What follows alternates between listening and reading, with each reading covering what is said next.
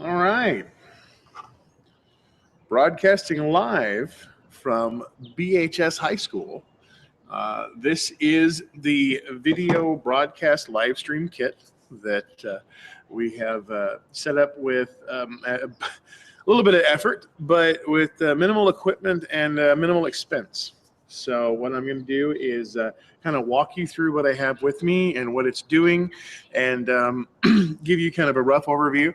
If you're not live and watching this, then you can view the video later on and tell me what you think based on your observations.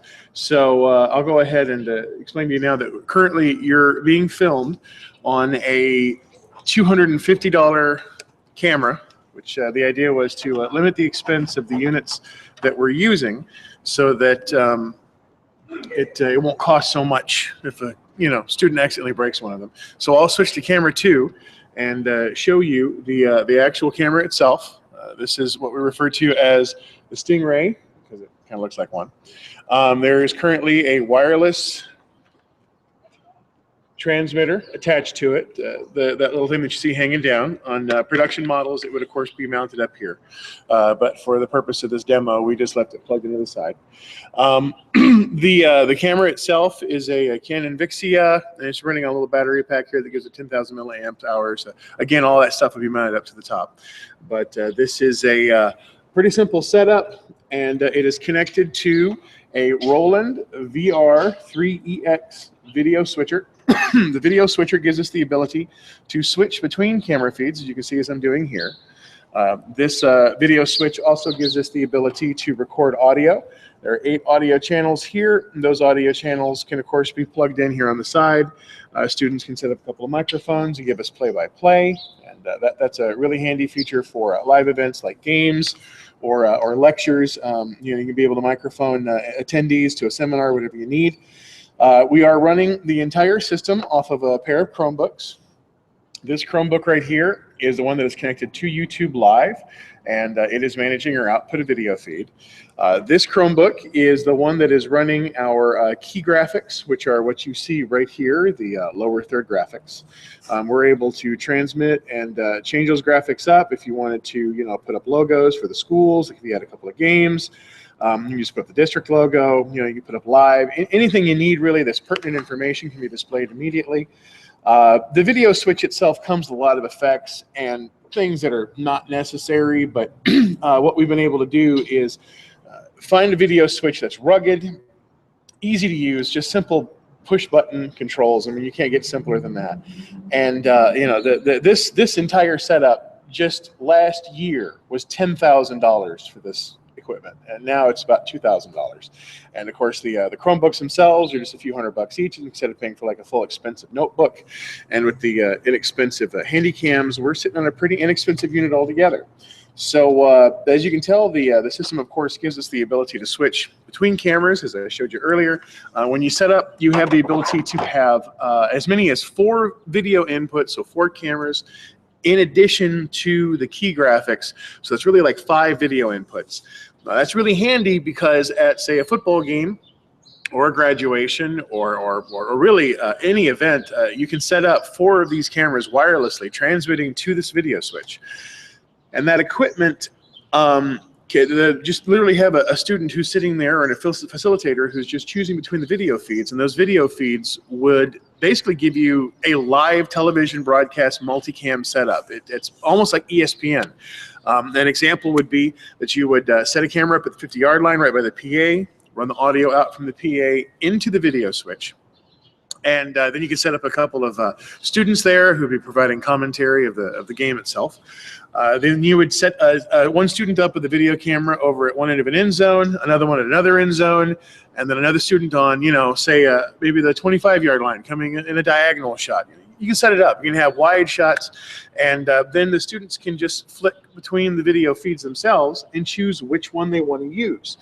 It's a pretty convenient feature, and it really does make for some dramatic and interesting, compelling video. And compelling video is probably the most important part of the project itself, because you want people to actually watch. You want there to be incentive for people to watch, and there are many high schools and colleges who have set up live streaming of games, and concerns at higher education facilities especially were that there would be a lower turnout at games if you displayed video. The exact opposite has been shown. It has actually increased viewership. It has increased attendance at stadiums. And the reason for that, they hypothesize, is that essentially you increase the engagement with the fans and the alumni with the team, and that engagement leads to bigger attendances at games. And I believe that the professional sports affiliations, as well as college and some high school associations, have been able to prove this. So I really think that it's a great idea. I also think that it's significantly more beneficial to us than, say, utilizing a high school sports network system, which wants you to pay $3,000 for the privilege to use their network only to display some football games, not even postseason games.